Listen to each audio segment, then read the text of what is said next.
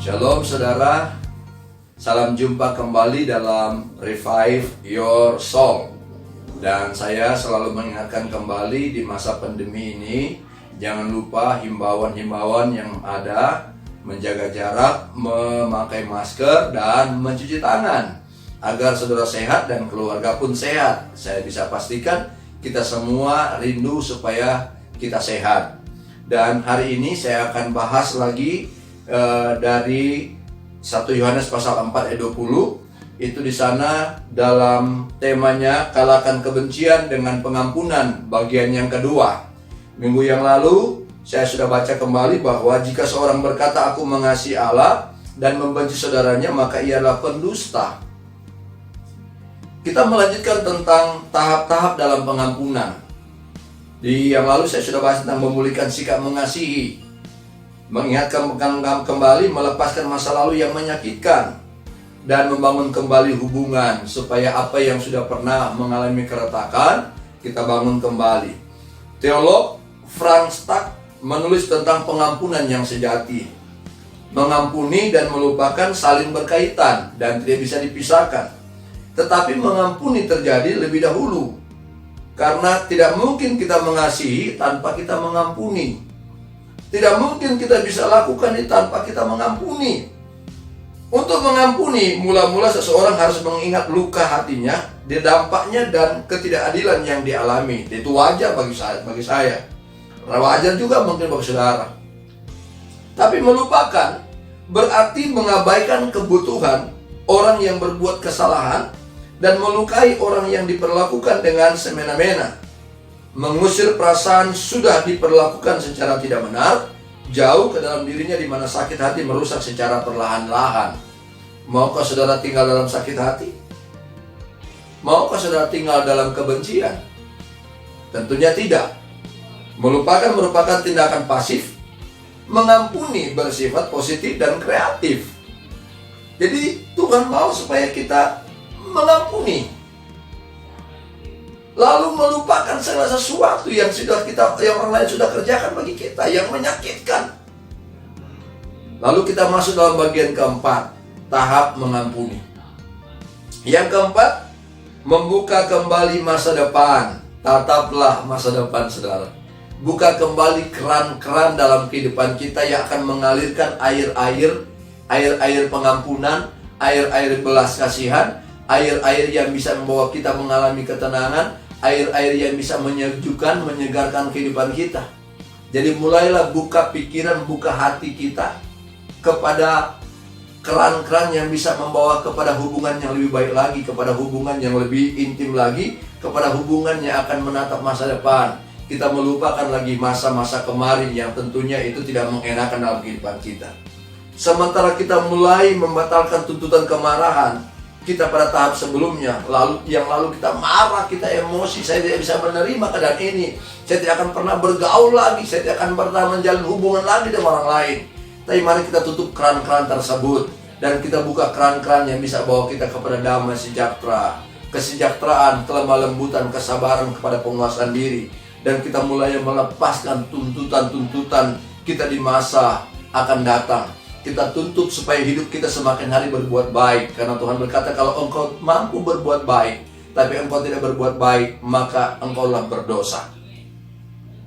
Tuhan mengajarkan kita untuk berbuat baik dan kita melepaskan tuntutan masa lalu yang penuh dengan kebencian, masuk kepada suatu kehidupan yang baru, pengharapan yang baru yang akan membuat engkau bisa melepaskan itu pengampunan bagi orang-orang lain. Yang kelima, meneguhkan kembali hubungan. Saudara bicara tentang meneguhkan kembali hubungan, ini bicara tentang pemulihan. Bagaimana hati kita dipulihkan, bagaimana hubungan kita bisa pulih dari amarah, dari ketidakada sukacitaan, lalu kita ubah menjadi suatu kegembiraan. Dan ini prosesnya tidak mudah.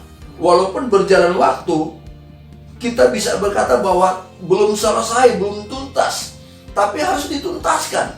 Tidak bisa kita berkata cukup aku sekali aja bisa mengampuni engkau, tapi Tuhan mengajar berulang-ulang kali engkau harus mengampuni. Tidak ada kata yang lebih baik, tidak ada kata penolakan, tapi yang ada hati yang rela, untuk berkata bahwa aku teguhkan kembali hubunganku. Aku teguhkan kembali hatiku. Aku tidak mau lagi hidup dan aku tidak mau dikekang oleh rasa perasaan marah, jengkel, emosi. Tapi saya harus berkata bahwa hari ini aku mau lepaskan itu. Karena aku mau mengalami pemulihan. Aku mau mengalami kegembiraan yang luar biasa, yang mengalir dan mengalir, yang membuat saya boleh mengalami ketenangan. Ternyata ketika kita membenci, itu tidak akan membuat engkau bisa tidur dengan nyenyak, tidak membuat engkau bisa tidur dengan enak, tapi engkau akan tidur dengan rasa penasaran. Engkau tidur dengan rasa tidak tenang, karena engkau berkata, kenapa hatiku tidak bisa tenang? Kenapa saya sepanjang malam tidak bisa tidur dengan enak? Karena ternyata ketika kita mengkoreksi kembali, mereview kembali, ternyata ada amarah, ada kebencian yang belum terselesaikan dalam kehidupan kita. Mungkinkah Anda menjadi orang yang tersakiti hari ini? Mungkinkah Anda orang yang pernah mengalami itu hari ini, dan sampai hari ini engkau sulit melepaskannya? Tapi saya mau katakan, mari lepaskan itu. Teguhkan hatimu kembali untuk berkata, aku ingin membangun hubungan yang baik bersama-sama dengan orang lain. Dan saya tidak mau ditundukkan, dikendalikan oleh amarah, oleh kebencian. Tapi saya mau supaya hidup kami, hidup saya ini ditundukkan oleh pengampunan yang luar biasa. Dan yang keenam, buka hati untuk terus diubahkan. Bukalah hatimu selebar-lebarnya. Bukankah Allah mau masuk bersama dalam engkau? Dan Allah berkata, lihat aku berdiri buka pintu. Untuk apa? Untuk mengetok pintu dan masuk bersama engkau dan makan bersama engkau. Karena Allah mau membangun kembali, memulihkan kembali, merestorasi apa yang telah engkau alami selama ini begitu sulit. Dan Allah mau supaya engkau terjadi lagi kehidupan yang semakin hari semakin mengasihi. Goal hidup kita bukanlah kebencian, karena kebencian hanya untuk merusak hubungan yang baik dengan sesama dan hubungan dengan Tuhan. Goal kita adalah melihat kembali salib itu. Di salib itulah Tuhan mengampuni engkau. Di salib itulah darahnya tercurah, menetes ke bumi, dan engkau berkata, sudah selesai, sudah tuntas. Sehingga di poin yang keenam ini saya mau katakan, tuntaskanlah kehidupanmu. Jangan lagi engkau hidup dalam zona di mana engkau tidak bisa mengampuni, tapi engkau hidup dalam zona yang di mana engkau bisa mengampuni. Dan engkau berkata, aku sudah mengampuni, hatiku sudah dipulihkan. Dan karena apa? Karena Tuhan yang sudah memulihkan kehidupanku. Aku mau tinggal dalam kasih Allah. Aku mau tinggal dalam anugerah Allah. Aku mau tinggal dalam kebesaran Allah. Aku mau tinggal dalam hidup bersama-sama dengan Allah. Ia akan menolong saya dan meminta Roh Kudus berkarya dan mengubahkan hatiku. Tuhan, ini hatiku Tuhan. Ini hidupku Tuhan. Kalau masih ada benih-benih kebencian, kalau masih ada hal-hal yang buat saya bisa benci, Tuhan mari lepaskan aku, ubahkan aku Tuhan. Aku tidak mau tinggal dalam kebencian tersebut. Karena bagaimana saya punya dosa, bagaimana saya punya pelanggaran yang besar yang saya sudah lakukan masa lalu mungkin sampai hari ini. Tapi Tuhan tidak pernah membenci saya. Tuhan tidak pernah menghukum saya. Tapi Tuhan mengampuni saya. Tuhan mencurahkan belas kasihan kepada saya. Dan itu yang Tuhan mau. Sehingga mari saudara, saya akan berdoa. Di sesi yang kedua ini saya berdoa bagi saudara. Ketika saudara hidup dalam damai sejahtera, saudara hidup dalam pengampunan, saudara hidup dalam pemulihan, saudara hidup dalam kasih Bapa yang sungguh engkau bisa temukan di dalam hati Bapa itu, yaitu mengampuni. Mari kita berdoa. Bapa Surgawi, ampuni kami yang hidup dengan kebencian. Ampuni umat-umat-Mu yang masih hidup dalam kebencian. Dan itu yang menggerogoti kehidupan kami, sehingga kami sakit, berbagai macam penyakit yang kami alami, karena kami tidak bisa mengampuni. Tapi biar Engkau berikan kami roh pengampunan.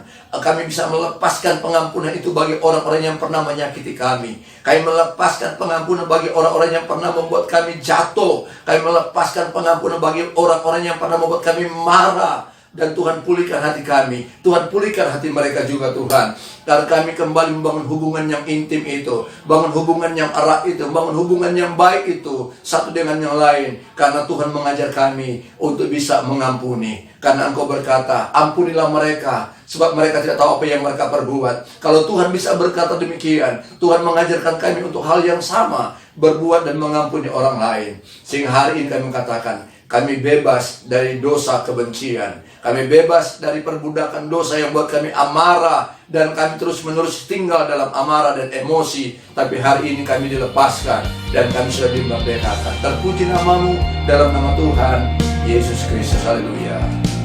Amin.